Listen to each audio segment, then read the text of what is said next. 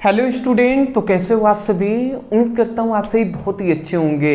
तो ये वीडियो आप सभी के लिए बहुत ही ज़्यादा इंपॉर्टेंट है क्योंकि आज के इस वीडियो में हम पढ़ने वाले हैं क्लास 10th फिजिक्स। अब फिजिक्स का हम पहला चैप्टर पढ़ रहे थे जो है प्रकाश का परावर्तन तथा अपवर्तन। इस चैप्टर का ये लेक्चर 3 है और आज के इस वीडियो में एक इम्पॉर्टेंट टॉपिक पर हम डिस्कस करेंगे जो है गोलीय दर्पण द्वारा प्रतिबिंब का नियम। तो गोलीय दर्पण द्वारा प्रतिबिंब कैसे बनता है उसके नियम को आज के इस वीडियो में हम समझेंगे जी। तो चलिए दोस्त, बिना देर किए वीडियो को शुरू करते हैं। फिलहाल मैं आपको बता दूं, जब तक आप ये नियम नहीं समझेंगे ना तब तक आप कोई भी दर्पण से आप प्रतिबिंब कैसे बनाएंगे वो मतलब बना नहीं पाएंगे जी। तो ये नियम आपको जानना आवश्यक है। तो चलिए जी, तो यहाँ पे हमने लिख दिया है, यहाँ पे सबसे पहले हमने लिखा हुआ है गोलीय दर्पण द्वारा प्रतिबिंब का नियम, ठीक है ना। तो देखिए प्रतिबिंब, देखिए यहाँ पे लिखा गया है ना गोलीय दर्पण द्वारा प्रतिबिंब का नियम।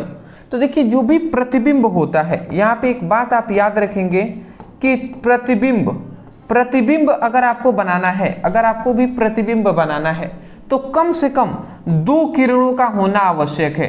2 किरणों का होना आवश्यक है और ये दोनों किरणें मिलनी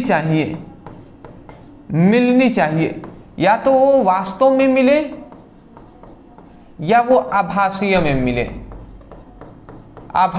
मिले, ठीक है ना, बट मिलनी चाहिए। समझ रहे हैं मतलब प्रतिबिंब किसे कहते हैं जी। प्रतिबिंब जो है उसको बनने के लिए कम से कम 2 प्रकाश किरणों का होना आवश्यक है और उसमें से उन दोनों किरणों को या तो मिलना तो आवश्यक है कि मिलना चाहिए, या तो वास्तव में मिले या आभासीय में मिले।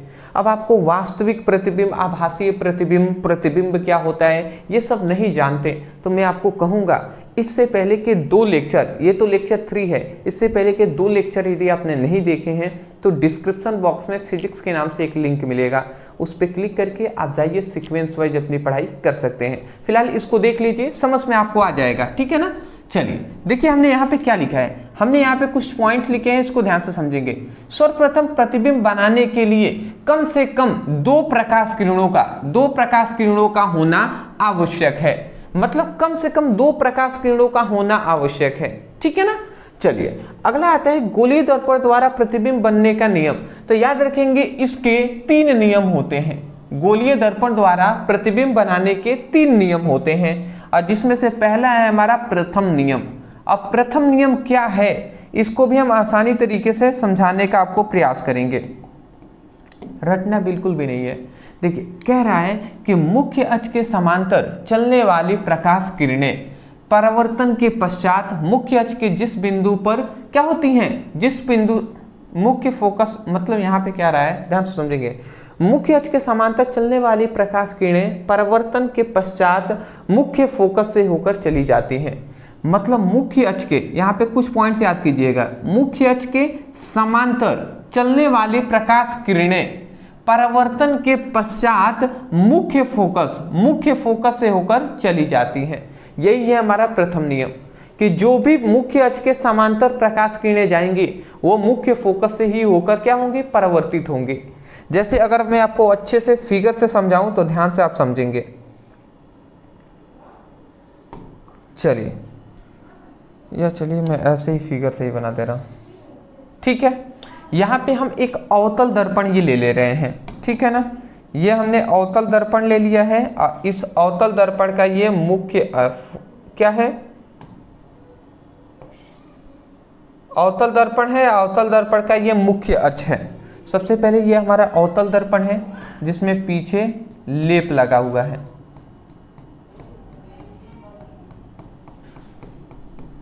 ये इसका मुख्य अक्ष है, ठीक है ना।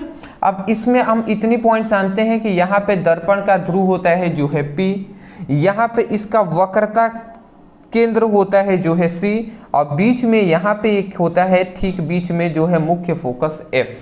इतनी बात बेसिक आपको जानते ही हैं। अब सब हमने बता दिया है कि मुख्य दर्पण का ध्रुव किसे कहते हैं, मुख्य फोकस किसे कहते हैं, वक्रता केंद्र किसे कहते हैं। दूसरे लेक्चर में आप जब पढ़ेंगे ना तो उसमें समझ में आ जाएगा।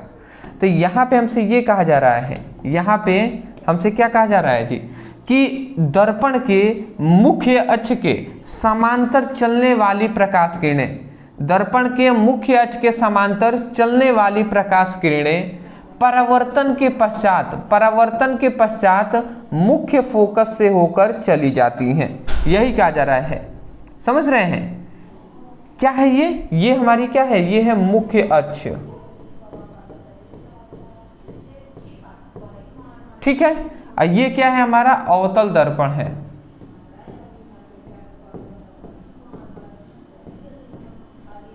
ठीक है ना। और ये क्या है, हमारी प्रकाश किरणें हैं,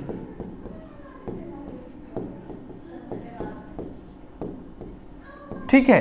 तो यहाँ पे हम क्या कह रहे हैं कि अवतल दर्पण के मुख्य अक्ष के समांतर चलने वाली प्रकाश किरणें परावर्तन के पश्चात मुख्य फोकस से होकर चली जाती हैं। मुख्य फोकस से होकर क्या होती हैं, चली जाती हैं। तो आशा करता हूं कि पहली बात आप समझ गए होंगे।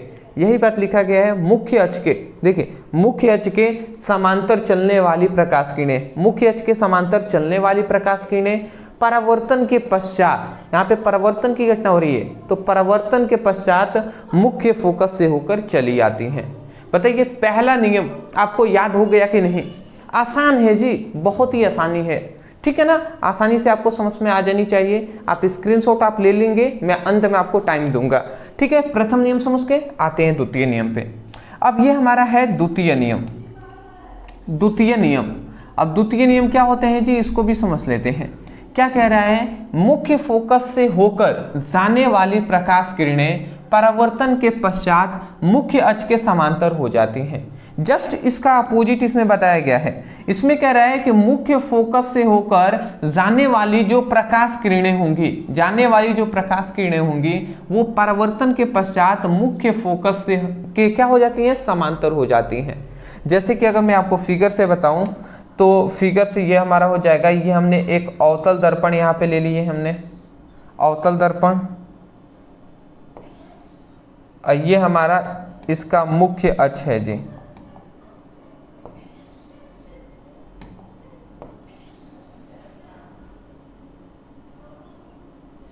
देख लीजिए ये हमारा अवतल दर्पण है, ये इसका मुख्य अक्ष है, और ये हमारे पास ये क्या है, दर्पण के पीछे लेप लगाया गया है इस तरीके से, ठीक है। ये हम जानते हैं दर्पण का ध्रुव होता है जो है P, ये वक्रता केंद्र जो होता है वो C, और ये क्या होता है, मुख्य फोकस होता है जो है F। इतनी बात आप समझ गए।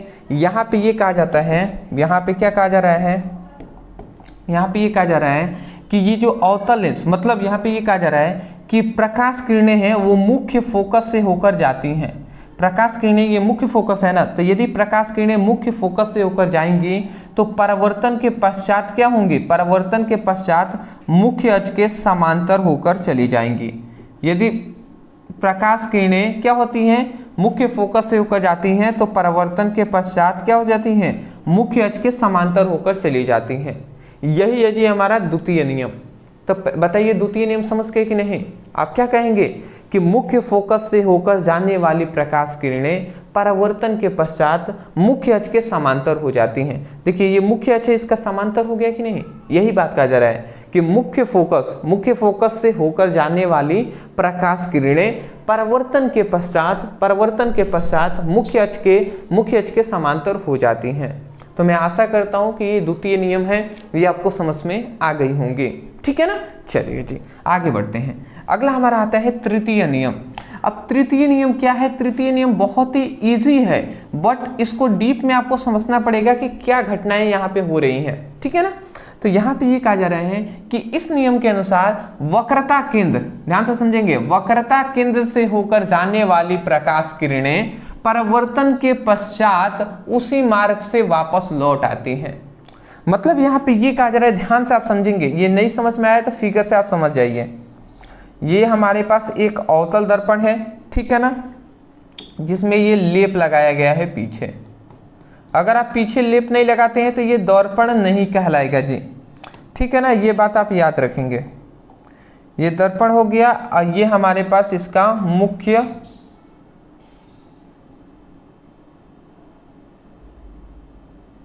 ये इसका क्या है, ये हम दर्पण है, ये क्या है, इसका मुख्य अक्ष है। तो मैं यहाँ पे ये कह रहा हूँ कि दर्पण है ये इसका मुख्य अक्ष है।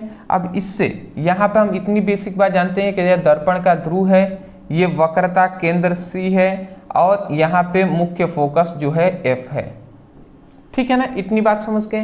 तो यहाँ पे ये कहा जा रहा है कि जो यहाँ पे कह रहा है कि वक्रता केंद्र, यही है वक्रता केंद्र, तो कह रहा है इस नियम के अनुसार वक्रता केंद्र से होकर जाने वाली प्रकाश किरणें, तो वक्रता केंद्र से होकर जाने वाली जो ये प्रकाश किरणें हैं, जैसे ये प्रकाश किरणें वक्रता केंद्र से होकर जा रही हैं, वक्रता केंद्र से होकर ये प्रकाश किरणें जा रही हैं, तो वही कह रहे हैं कि वक्रता केंद्र से होकर जाने वाली जो ये प्रकाश किरणें हैं वो परावर्तन के पश्चात इस तरीके से जा रही हैं और टकराने के पश्चात, टकराना ही परावर्तन कहते हैं, तो परावर्तन के पश्चात क्या हो जाती है, उसी मार्ग से वापस लौट आती हैं, उसी मार्ग से फिर से वापस लौट आएंगे।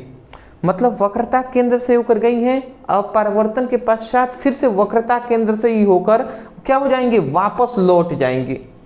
तो यही है तृतीय नियम कि जो भी प्रकाश किरणें वक्रता केंद्र से होकर जाएंगी वो उसी वक्रता केंद्र से ही होकर वापस लौट जाएंगे।